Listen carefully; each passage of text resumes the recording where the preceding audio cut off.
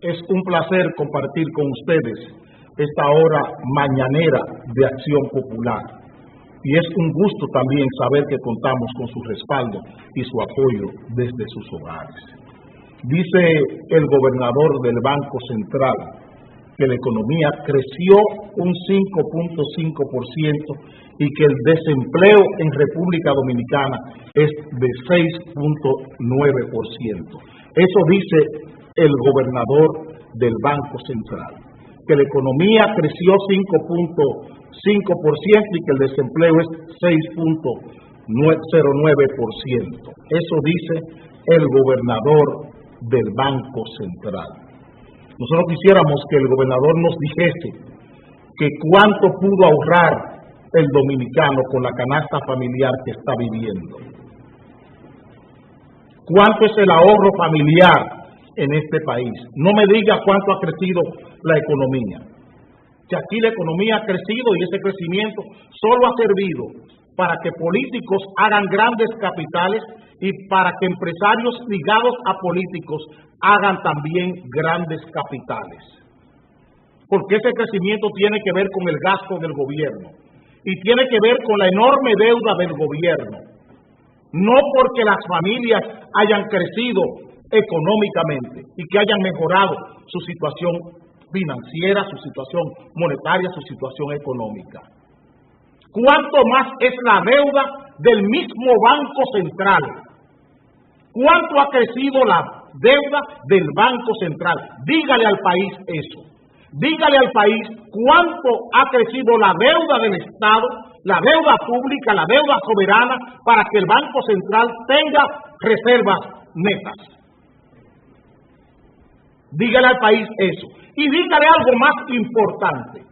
En el año 2007, el Senado de la República autorizó al Banco Central una recapitalización de 320,000 millones de pesos para cubrir el déficit cuasi fiscal dejado por los bancos.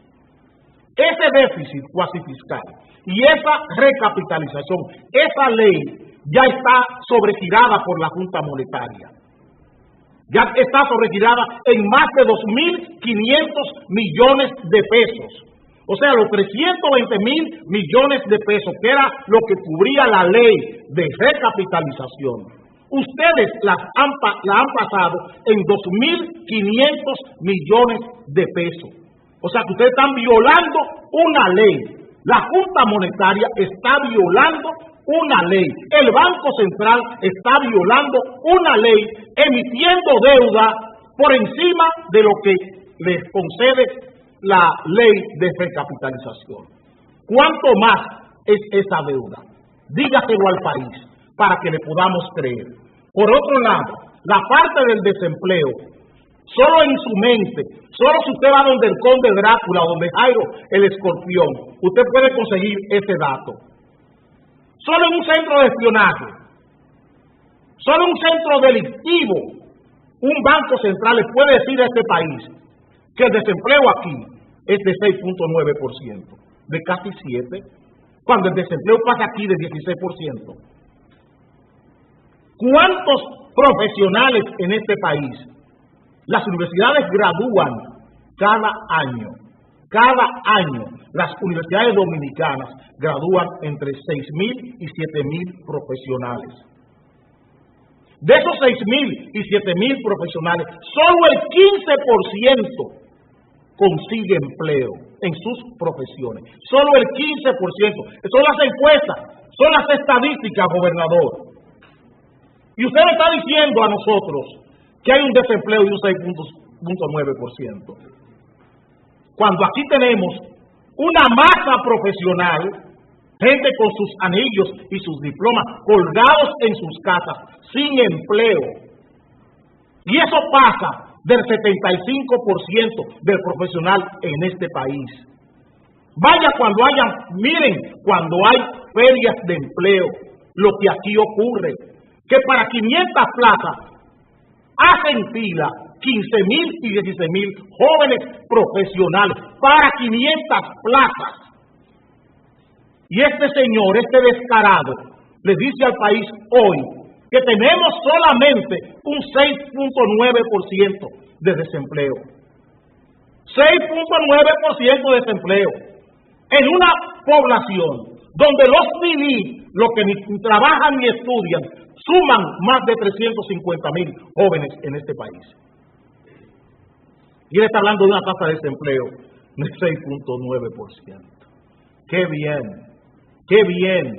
Cuando se tiene una prensa acomodada, una prensa que se le está pagando grandes dinerales ajenos, un banco central que es deficitario en su administración primaria, un banco que tiene déficit en su administración primaria, porque tiene una nómina que no puede pagar, una nómina supernumeraria y una serie de atributos a empleados que sale de lo que es lo constitucional y lo democrático en este país. Y mantener ese elefante blanco que se llama Banco Central para mentirnos, para mentirle al país y mentirle con gracia, porque consigue primera plana de los periódicos. Consiguen primera plana de los periódicos. ¿Para qué? Para formular creencias, para que aquí se crea, la población crea que esto es un dechado de virtudes a nivel monetario, a nivel económico. Ese Banco Central, en lo que va de año, que estamos hoy a 21 de mayo, ha dispuesto de más de $1.000 millones para poder tener la tasa de cambio a 43, 44 por 1. Ha dispuesto de más de $1.000 millones para poder tener la tasa de cambio a 43, 44 por $1. Y eso no se lo dicen a este país, eso está oculto. Y ese dinero de ustedes y de todos nosotros que esta gente está usando para engordar bancos, para hacerle negocios a bancos privados, Esa es la realidad. Y no se llamen ni se dejen tomar de bobos, que aquí lo que se busca es mentir, porque así se puede conseguir embaucar y cambiar las creencias de la gente para poder adivinar cómo la gente se va a comportar en un momento determinado. Usaré unos segundos para cambiar de tema.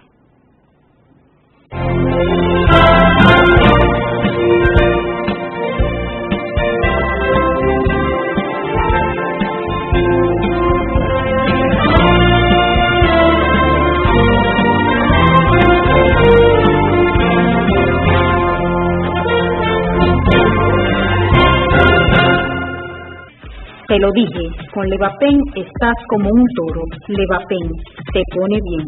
Busca tu alegría en la farmacia. Levapen, siempre bien.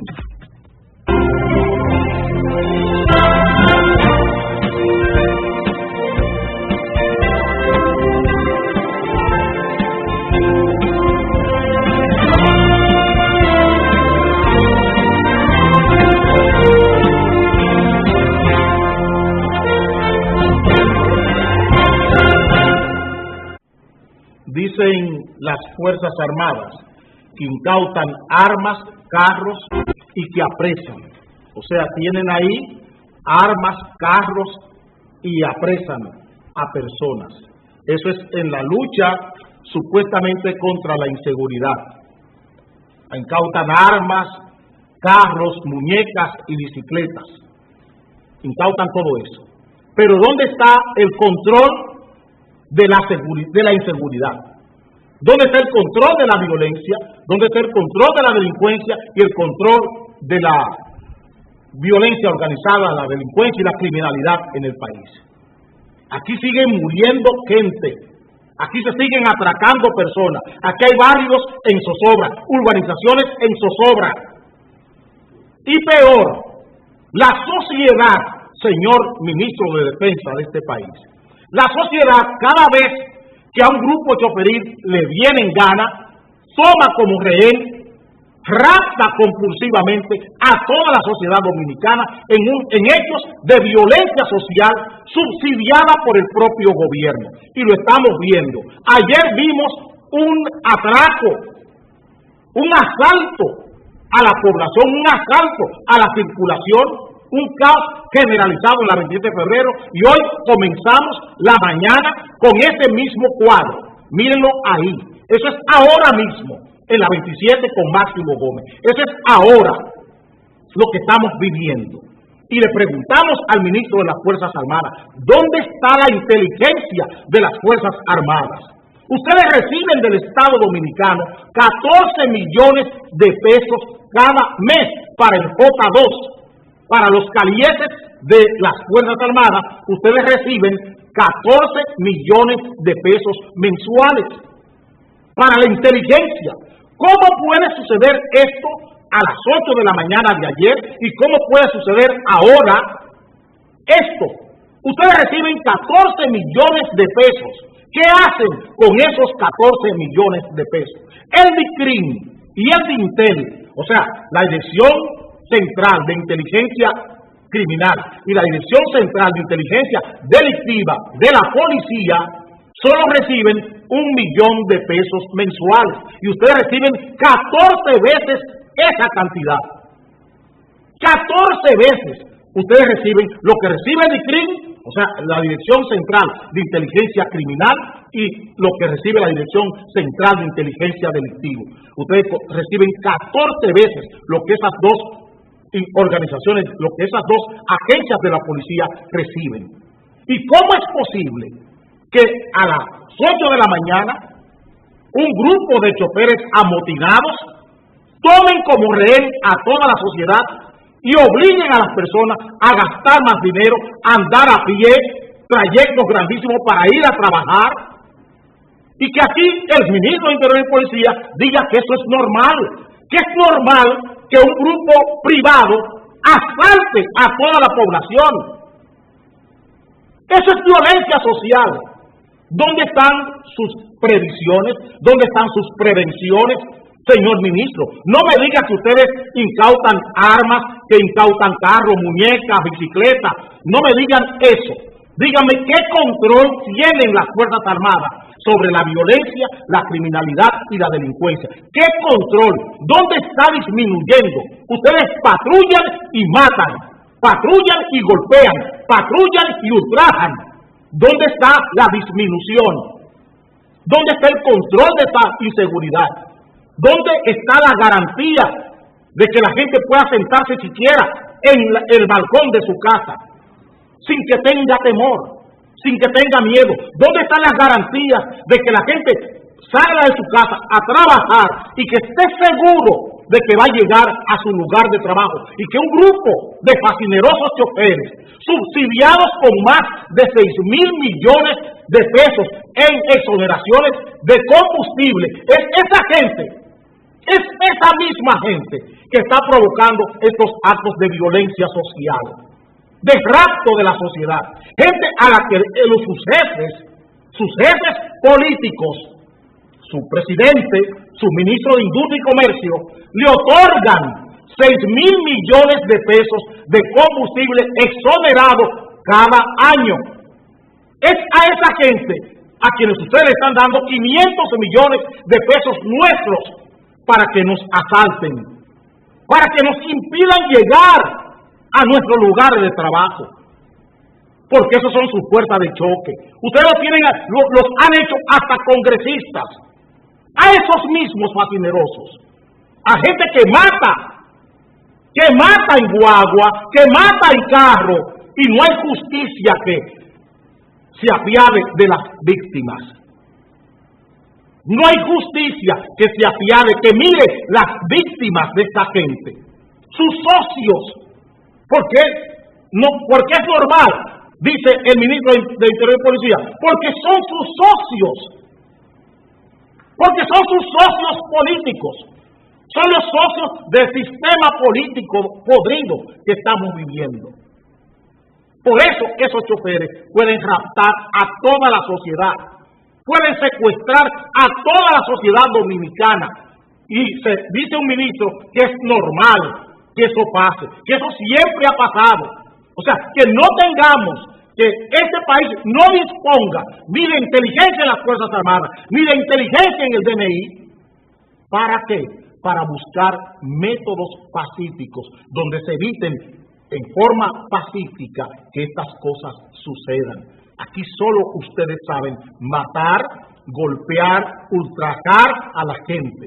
Ustedes se le pagan, usan 14 millones de pesos en el J2 para ultrajar a la gente, para espiar, para calizarse y para calumniarse ustedes mismos y para calumniar a personas.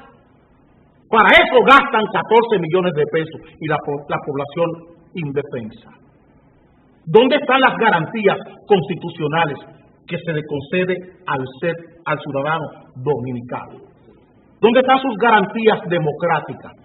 ¿Dónde está la libertad que debe garantizarla un Estado? Un bien legítimamente protegido es la libertad. ¿Dónde está la libertad del ciudadano dominicano? No me digan que ustedes incautan muñecas y bicicletas, armas y carros, que eso no significa nada. Porque tenemos una ola delictiva, una ola criminal y una ola violenta sobre el país, tanto social como institucional. ¿Qué hacen ustedes con el dinero de la gente? Con el dinero que los tributos públicos conceden al J2 de las Fuerzas Armadas. ¿Dónde está el G2? ¿Dónde está el M2? O sea, todos esos instrumentos de caliezaje que ustedes tienen ahí, muy bien pagados, con fondos públicos, ¿dónde están los resultados? ¿Dónde ha disminuido esta ola violenta, criminal y delincuencial? ¿Dónde ha disminuido? ¿Dónde está bajo su control? ¿Dónde está el control de las Fuerzas Armadas? ¿Dónde está el control de las instituciones policiales del Estado? Para evitar que 200, 300 choferes se hagan dueños de la ciudad. ¿Dónde están los instrumentos de sanción? ¿Dónde está el sistema penal dominicano que le permite a estos choferes matar? ¿Qué pasó en Yaguate? Hará menos de un año. ¿Cuántas personas murieron por ser pasajeros en una guagua en Yaguate? ¿Cuánta gente han quemado? Ahí en Pintura quemaron a un señor de 70 y pico de años dentro de una guagua. ¿Y quién responde por esas víctimas? De esta gente a quienes ustedes les dan 6.000 millones de pesos en exoneraciones cada año. Por eso ustedes dicen que es normal, porque tienen el mismo comportamiento antisocial de ustedes. Es que tienen el mismo comportamiento antisocial de las Fuerzas Armadas, del sistema político dominicano. Ese comportamiento antisocial es de las Fuerzas Armadas, es de la Policía Nacional, es de las instituciones del Estado y es del Congreso Dominicano y de la justicia dominicana. Ese es el problema. Es que tenemos un poder político y social antisocial, fomentando todo lo que es antisocial y castigando todo lo que es decencia. Eso es lo que tenemos, y por eso tenemos las calles dominicanas tomadas por grupos fascinerosos del mismo poder, porque lo tienen en el Congreso como diputados, y no fue en una boleta de otra cosa, en una boleta de un partido mayoritario.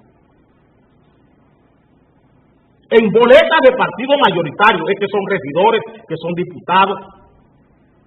Es ahí que son. Son ustedes quienes han premiado esta vagamundería y estos asaltos permanentes a la libertad de todos nosotros. Como incordian a una sociedad desde el propio poder. Y eso es lo que es vergonzoso. Como ustedes se han adueñado, ustedes con sus socios choferes, han hecho de este país un tollo. Usaré unos segundos para cambiar de tema.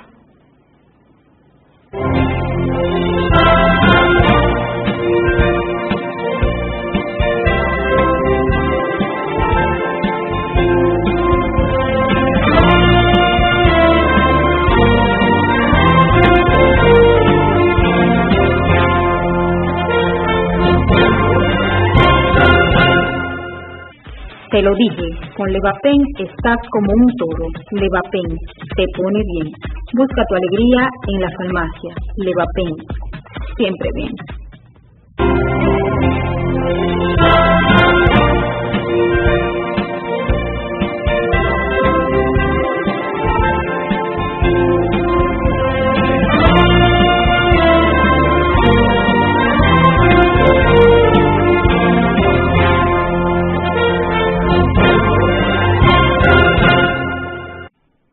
El poder político tiene varias formas de controlar a los ciudadanos. Tiene varias maneras de tener bajo control a los ciudadanos y de manipular su comportamiento. Usa premios, usa castigos, o sea, premia el poder, castiga el poder, y la otra forma más sutil es la seducción a través de la manipulación de las creencias de los ciudadanos. Se manipulan las creencias para hacer predecible el comportamiento colectivo de una población. Esos son los mecanismos que tiene el poder para controlar a una sociedad. Lo controla premiando. Ustedes ven en el comentario anterior, ¿qué hacen con los choferes? Les premian. Los choferes que son afines al sistema de poder político y social son premiados.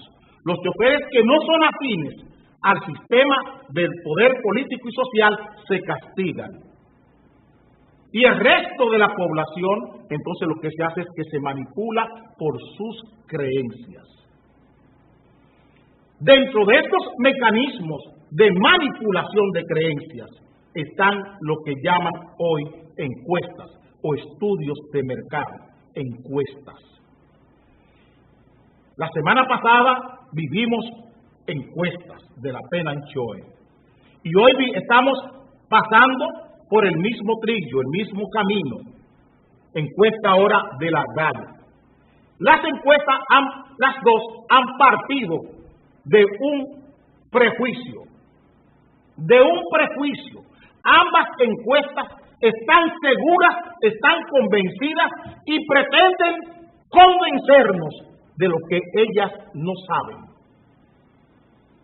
Tanto la pena en Choe como la Gallup pretende convencer al país de lo que no se sabe.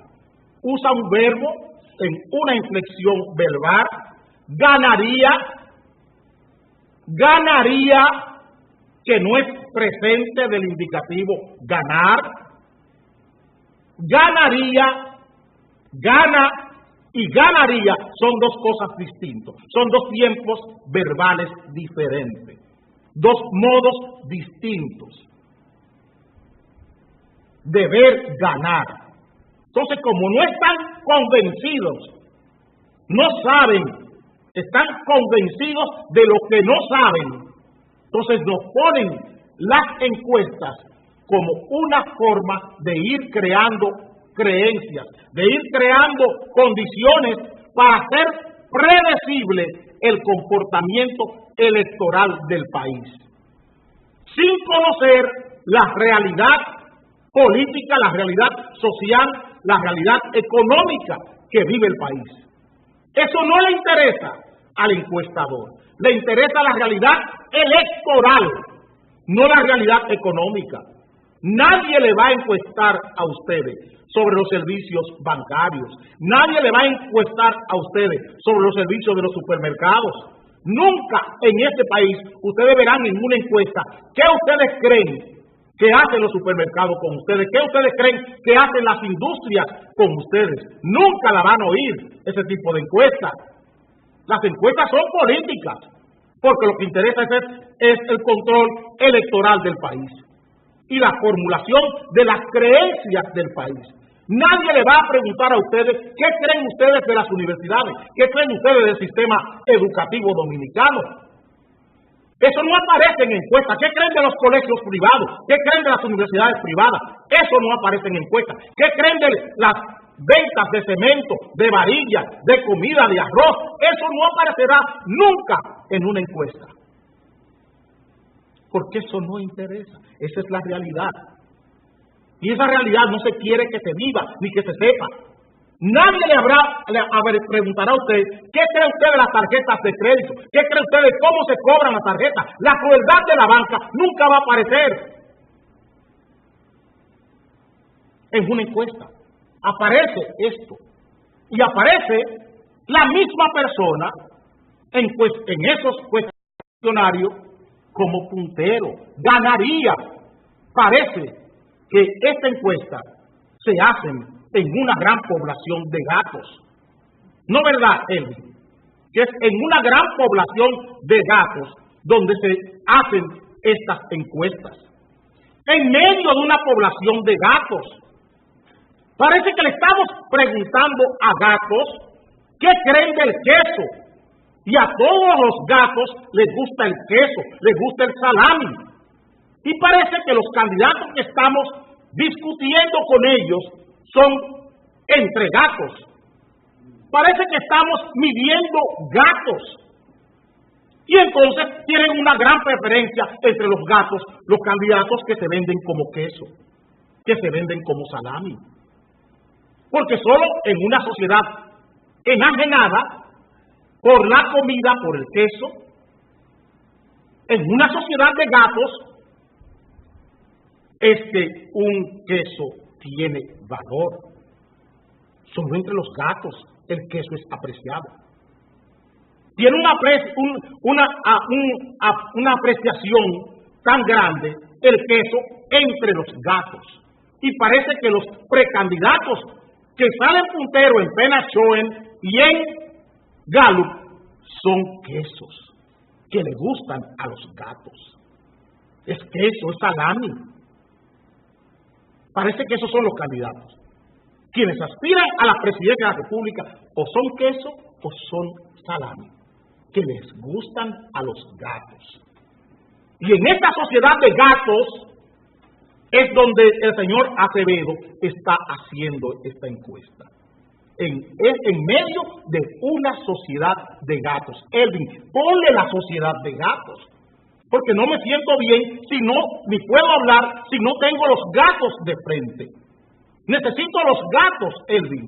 Porque en una sociedad de gatos, en esta sociedad de gatos que estamos viviendo, es que se nos puede decir a nosotros que un queso es bueno.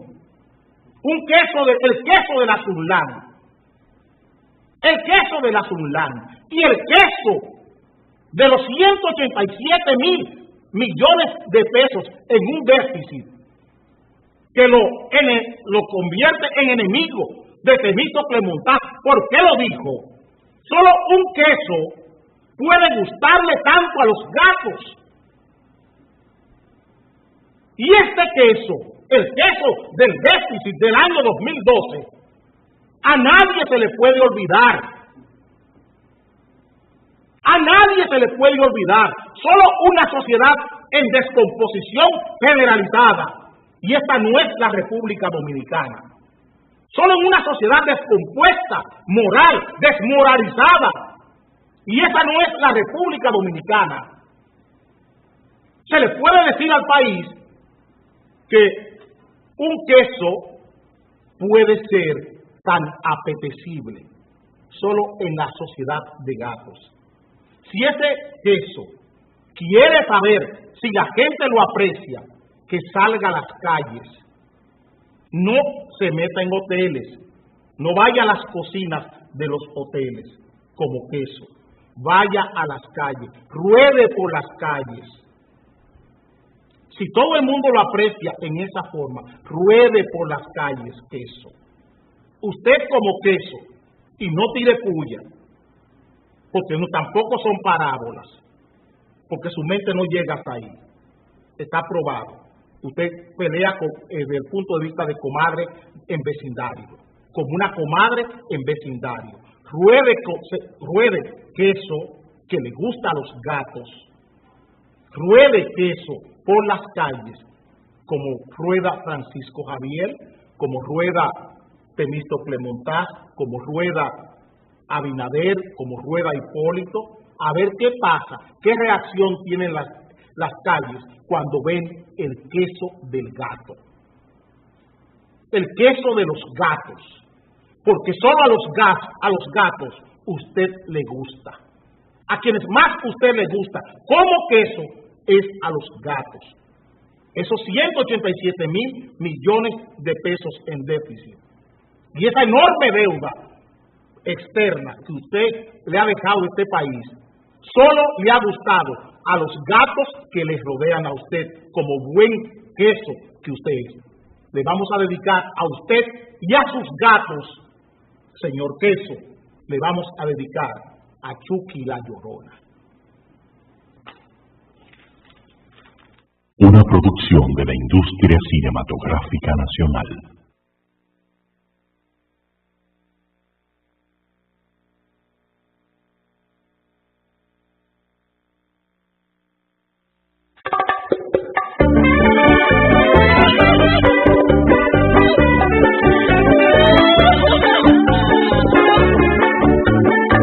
Yo quisiera analizar a través de esta canción el porqué mi confusión de un personaje llorón que le gusta chismosear y del otro mal hablar y a la vez se identifica por su forma de llorar.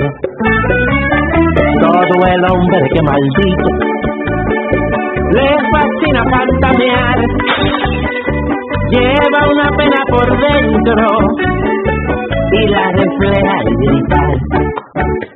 Chucky, la Llorona, Chucky, bla bla bla. Chucky, la Llorona, yo creo que por un año que llora y nada más.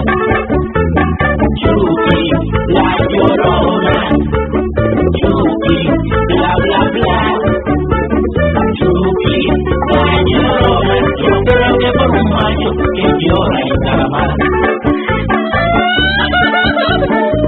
Todo aquel que se la pasa criticando a lo demás, mi abuelo siempre decía que algo esconde por atrás.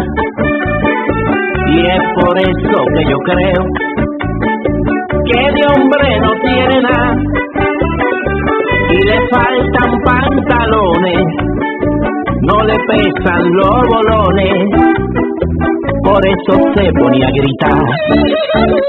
Chucky, la Llorona, Chucky, bla bla bla. Chucky, la Llorona, yo creo que por un año que llora y nada más. Chucky, la Llorona, Chucky, bla bla bla. Chucky, la Llorona, yo creo que por un año que llora y nada más.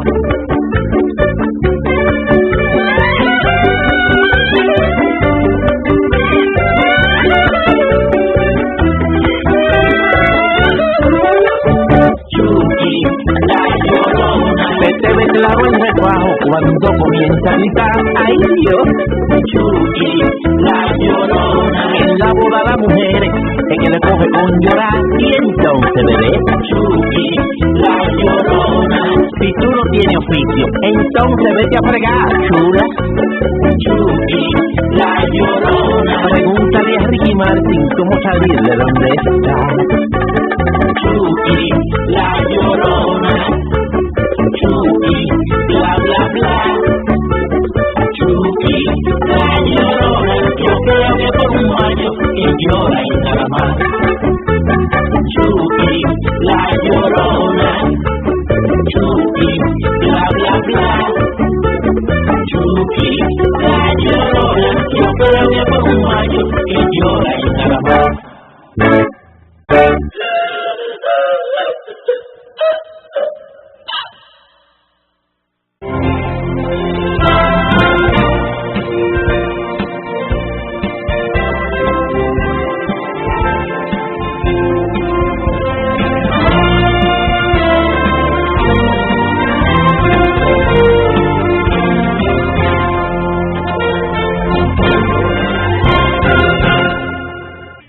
Te lo dije, con Levapen estás como un toro. Levapen te pone bien. Busca tu alegría en la farmacia. Levapen, siempre bien.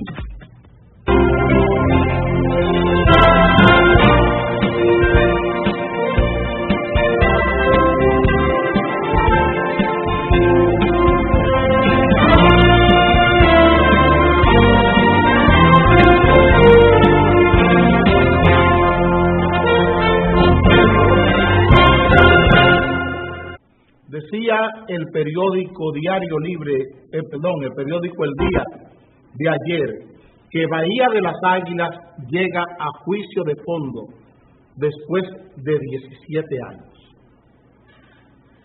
Llega a juicio de fondo después o luego de 17 años. Eso titulaba el periódico El Día de ayer martes. Esto le dice a ustedes hasta dónde el poder político en este país es inalcanzable para el sistema penal dominicano. Decisiones políticas fraudulentas conceden a grupos particulares títulos sobre tierras del Estado Dominicano y tierras herederas de particulares. Gente que nunca vivió en Pedernales, ni en Oviedo, ni en Juancho, aparece con títulos que heredaron, parece que de Trujillo, parece que Trujillo les bautizó y le dejó en herencia tierras en Bahía de las Águilas. Eso es lo que tenemos que decir. En un fraude en el gobierno del presidente Joaquín Balaguer, un fraude que no fue único. La dirección del Instituto Agrario Dominicano en el gobierno de Balaguer se convirtió en un antro de fraudes inmobiliarios. Hay muchos otros escándalos que permanecen ocultos, pero sabemos que están ahí. No es solo Bahía de las Águilas. Aquí hay un director, un exdirector del Instituto Agrario, que en el año 98, cuando quisieron convencer a Balaguer de que lo volviera a designar como candidato al Senado por una provincia del país, Balaguer le dijo: ese señor se parece que Trujillo le dejó en herencia la Hacienda Fundación de San Cristóbal. Eso pasó aquí en este país. No es el único caso, Bahía de las Águilas, pero aquí tenemos la muestra, o el botón de muestra, de lo que ha sido el poder y lo que son los bienes públicos, los bienes que son de todos nosotros. En Higüey, ese Punta Cana es un acto de violencia en el gobierno de Salvador Jorge Blanco y del gobierno de Antonio Guzmán Fernández. Todo lo que está ahí, todo ese clima turístico que ustedes ven ahí, tiene como base un fraude similar al de Bahía de las Águilas.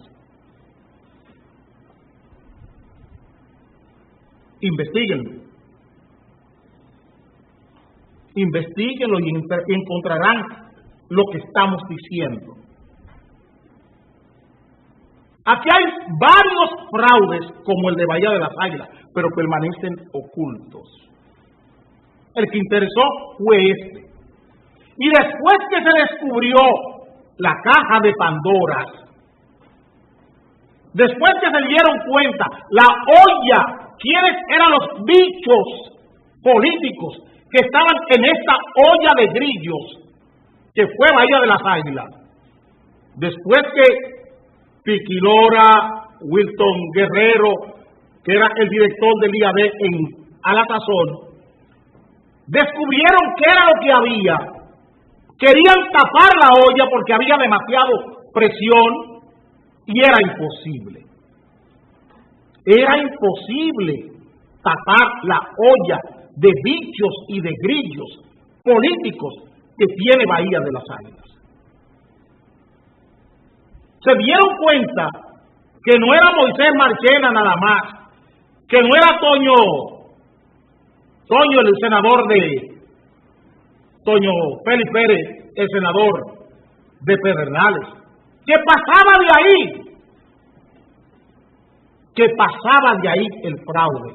Y hoy en 2013, hasta el propio presidente Danilo Medina lo hicieron resbalar con Bahía de las Águilas.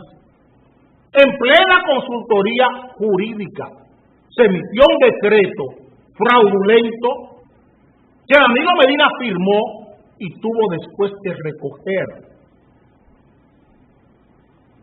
Pero ¿por qué tantas cosas con esto? ¿Por qué 17 años para que pudiese ir a juicio de fondo y que el país supiera qué pasó con los bienes y con los terrenos de Bahía de las Águilas? Y así podemos tener una panorámica de lo que sucede en Puerto Plata, de lo que sucedió en Punta Cana, en Nisibón, en Bávaro. Busquen a Bávaro. Busquen a Bávaro y se descubrirán qué pasó en Bávaro.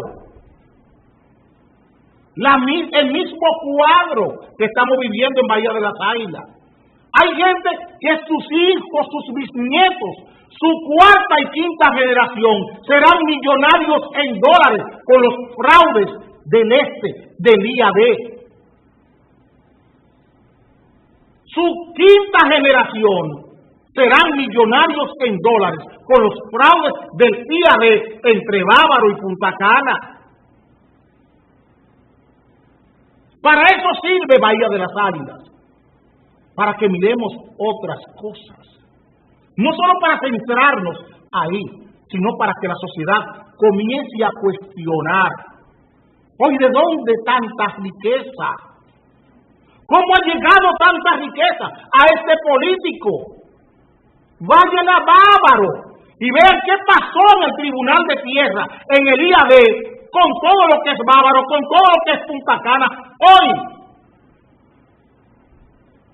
hay familias en el este del país, la familia Valdés, la familia Julián, que tienen tierras heredadas, la familia Alfao, que tienen tierras heredadas de la época colonial, que están ahí desde la época colonial. Y hay políticos en Higüey, en La Romana, en San Pedro de Macorís, que tienen más tierra que todas las familias tradicionales en puntos turísticos de Higüey y de La Romana.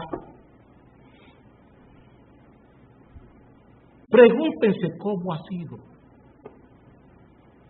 Pregúntense cómo ha sido todo este despropósito, todo este estropicio contra los bienes nacionales. Y por eso, por esas componendas, por esas similitudes, por esas complicidades de Leonel Fernández, de Hipólito Mejía, de Leonel Fernández y por poco la de Danilo Medina, es que esto no ha llegado a su fondo. Por las complicidades de esos señores, de Hipólito Mejía, de Leonel Fernández otra vez, y casi de Danilo Medina. Esta es la realidad de este proyecto, de este robo público, como de otros robos que ya le he mencionado en este comentario. Otros robos, no es este el único, hay otros robos mayores que este, pero nunca se investigarán, porque están en manos del poder. Están en manos del poder y nunca se investigarán, porque el problema en este país es ponerle control al poder. El poder sigue sin controles democráticos, sin controles constitucionales. Gracias a Dios tenemos a un Milton Ray Guevara al frente del Tribunal Constitucional, dispuesto a todo. Dispuesto a todo. Gracias a Dios que ha iluminado a Milton Ray y a una serie de jueces que están en el Tribunal Constitucional, que entienden cuál es su responsabilidad hoy. y que a este poder político hay que ponerle control. Esa es la suerte que tenemos. Usar unos segundos para entrar en el último tema del programa de hoy.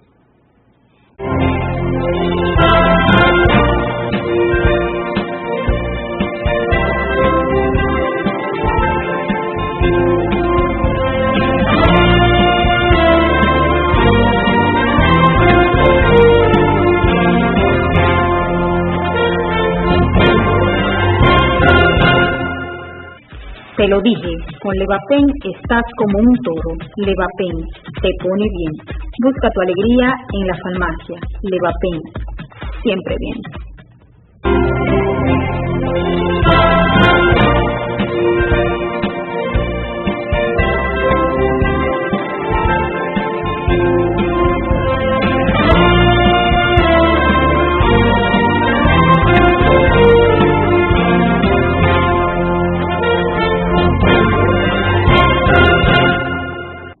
Vivimos un tiempo en que la obligación, la responsabilidad y el deber de nosotros con las otras personas ha sido sustituido, ha sido suplantado por la seducción. Que lo que estamos buscando en esta sociedad consumista es complacer al otro y crear un espejismo peligroso, o hemos creado un espejismo peligroso con lo que creemos que es autoestima, o subirle la moral, o subirle la relación sentimental que tenemos con otra persona a partir del consumo. Vivimos una sociedad donde el consumo o el placer es el Dios y la publicidad su profeta. Miren lo que es mamá. Mamá, mi hijo, es la relación que yo tengo con una cosa, no con la realidad o con la vinculación social que tenemos madre-hijo, yo con mi madre conmigo, yo con mis hijos conmigo.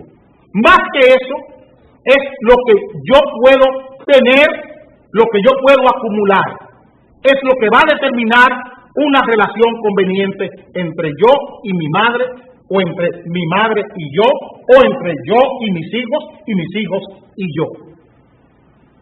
Y eso es un espejismo. Eso es un espejismo. Miren la publicidad, es la profeta de nuestras relaciones personales. El regalo de mamá. Mamá es eso, el regalo. Miren esta, lunes de madre. O sea, ya no el domingo, sino el lunes después de la madre. Yo sigo usando a mamá como una cosa. Y miren esta otra publicidad. Mamá es un celular, según Claro. ¿Dónde está centrado nuestro comentario? Tal vez choque con la creencia, con lo que mucha gente entiende, pero tengo que hacerlo como político que soy. Estamos determinando una relación con mi mamá, con mis hijos, en función, ellos sienten según yo le pueda dar. Ellos sienten por lo que yo le dé. Mi mamá siente cariño por mí, eso es lo que yo tengo en mi mente, que mi mamá me quiere, me aprecia por lo que yo le doy, no por lo que ella es. Y por el deber que yo tengo con mi mamá, la obligación que yo tengo con mi mamá. Vamos a otro renglón. El padre con el hijo establece una relación de consumo de cosas que yo le doy a mi hijo para despertar en él un sentimiento afectivo positivo. La relación afectiva está determinada por lo que yo le doy a mi hijo y no por lo que mi hijo es. No por la obligación, por el deber que yo tengo de ser padre de mi hijo y el deber y la obligación que tiene mi hijo de comportarse y satisfacerme como padre. No hay contrapartidas. Es la seducción lo que manda. La relación afectiva, el sentimiento que este niño tiene conmigo estará determinado por lo que yo le doy y no por lo que él es. No por lo que él es del punto de vista generacional, no por lo que él es del punto de vista de la realidad de nuestras relaciones, no por lo que él es del punto de vista de su vinculación social con los otros niños y con los vecinos. En la escuela, eso no nos interesa, eso lo hemos colocado a un lado. Y estamos jugando a la seducción y a la publicidad, a la popularidad de nosotros con nuestros hijos y a la popularidad de nuestra madre con nosotros. Y esa no es la realidad. Esa no es la realidad. Y por eso hablo de un espejismo peligroso. Porque estamos sustentando una autoestima no sobre la base de la realidad, no sobre la base de la vinculación social que tenemos mi mamá y yo con mis hijos. Eso no está interesando. Lo que está interesando es cómo yo puedo despertar en mi hijo sentimientos afectivos positivos en función de lo que yo le doy y no en función de lo que él es. Y aquí está la publicidad. Una publicidad impersonal. Una publicidad que sustituye los afectos por las cosas. Sustituye los afectos por las cosas. Y cuando no hay cosas, los afectos se pierden. Cuando no hay cosas que dar, cuando el niño encuentra que el papá no le puede dar muchas cosas, ahí comienzan los problemas conductuales. Vamos a trabajar los sentimientos. Vamos a ver el Día de las Madres y vamos a ver la crianza de nuestros hijos. No por las cosas que le demos a nuestros hijos, sino por las obligaciones y los compromisos, los deberes que nos debemos ambos. El deber que yo tengo como padre de ejercer mi posición como padre y el deber que tiene mi hijo de ejercer su función como hijo. Es ahí donde tenemos que trabajar. Esa es la relación que tenemos que recuperar. Porque aquí estamos creando una falsa autoestima, tanto en nuestros familiares mayores como en nuestros familiares descendientes. Y tenemos que recoger lo que nuestros familiares son. Lo que nuestros familiares son, lo que nuestros amigos son, lo que nuestros condiscípulos son. Eso es lo que tenemos que recoger, lo que es el ser humano, la persona y no las cosas que tenemos. Porque lo único que dura es la persona. Usted puede ser rico, muy rico hoy y mañana verse sin nada y usted va a seguir teniendo una madre, va a seguir teniendo hermanos. Con toda su pobreza y con toda su riqueza. Esos son sus hermanos y esos son sus amigos. Y eso es lo que tenemos que recoger. Los afectos en función de lo que la gente es, no en función de lo que la gente tiene o pueda dar. Ahí está la clave de cómo nuestra sociedad se ha ido descomponiendo en la forma que lo ha hecho. Y si no miramos ese espejismo peligroso que estamos viviendo hoy como sociedad, si no lo miramos, si no lo tratamos, si no nos acercamos a ese espejismo para mantenerlo bajo control o remitirlo, reducirlo, tendremos una catástrofe social en el país. Es la educación, repito, es la escuela, la institución socializadora por excelencia para cambiar este tipo de creencia que ya ha calado en la mente de mucha gente en este país. Es la Iglesia, la otra institución socializadora, que tiene que ponernos en claro esta relación. Que nuestras relaciones no van a determinar de la conveniencia de las cosas que tenemos, sino de lo que somos como personas. Y eso es lo que tenemos que poner en primer plano, lo que nosotros somos, no lo que nosotros tenemos ni lo que podamos dar. A pesar de esta ola sin filtros, porque aquí no hay consumidores, aquí no hay derecho de consumidor, aquí no hay instituciones para controlar esta forma desaforada de hacer publicidad, esta forma grotesca, este periodo rococó de publicidad que estamos viviendo, porque esto es una degeneración en la publicidad, pero aquí se deja pasar porque no hay un Ministerio de Industria y Comercio, no hay un Ministerio de Educación que filtre estas cosas. No lo hay. No hay ministerios ni de Educación Superior, no hay Ministerio de la Mujer, ni Ministerio de la Juventud. Estamos hablando de código de menor, estamos hablando de código niños, niñas y adolescentes, pero no estamos mirando el control que tenemos que tener por esta publicidad que daña la relación entre los seres humanos, que coloca a los seres humanos como cosas, la relación con los seres humanos entre padre e hijo, entre amigos, como cosas. San Valentín es un ejemplo vivo de lo que estamos diciendo el Día de los Padres, por igual.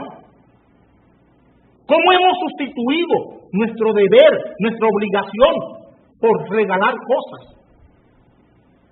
Por regalar cosas, por llenar a nuestros padres, a nuestras madres, como si fueran escaparates, como si fueran vitrinas, llenarlos de cosas, y lo mismo con nuestros hijos, que hemos llenado a nuestros hijos de cosas sin sentido, sin que los hijos tengan una vinculación social con esas cosas que están recibiendo, y los hemos puesto a romper lo que debían ser sus afectos, sus sentimientos, lo hemos sustituido por las cosas como si fueran belloneras.